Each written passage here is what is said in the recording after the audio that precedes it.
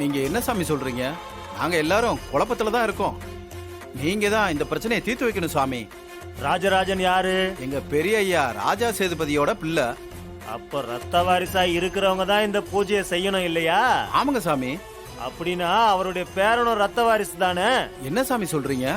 ஆமா, அவரு பிள்ளையால முடியாதப்ப அவரு பேரன் கூட யாக பூஜை செய்யலாம், தப்பே இல்ல.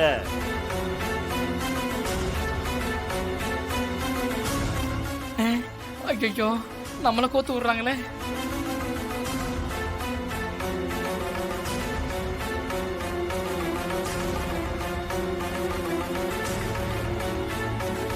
என்ன சாமி சொல்றீங்க?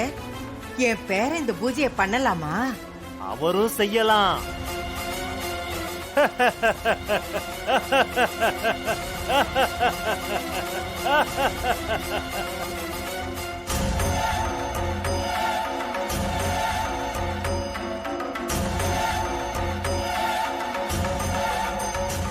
மா, சாமி மாதிரி இருக்கிற சாமியாரே சொல்லிட்டு போயிட்டாருமா.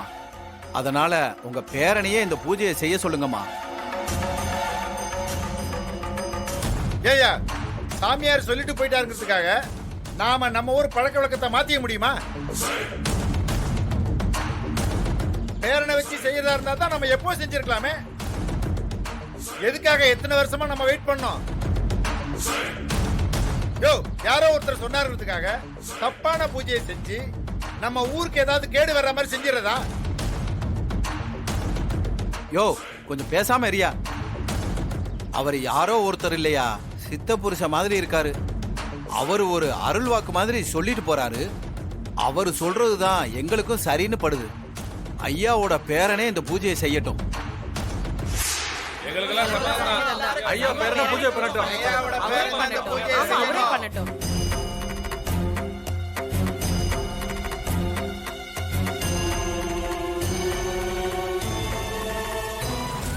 எனக்கும் என் பேரன் இந்த பூஜை செய்யறதுல முழு சம்மதம் தான்.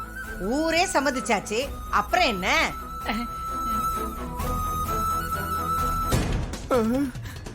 இப்ப சகல எல்லாமே போச்சு. ஊர்க்காரங்க எல்லாரும் நீ தான் பூஜை பண்ணணும்னு சொல்றாங்க. உன்னை எல்லாரும் சேர்ந்து பூஜையில உட்கார வைக்க போறாங்க. நீ யாருன்ற உண்மை இந்த ஊருக்கே தெரிய போகுது. உண்மையை மறைச்ச என்ன அத்தை வெளுன்னு வெளுக்க போறாங்க. எனக்கு உடம்பெல்லாம் உதறுதுப்பா, உடம்பெல்லாம் உதறுது. என்ன ஊரே சேர்ந்து நாடகம் ஆடுறீங்களா? இதுக்கு நான் ஒத்துக்க மாட்டேன்.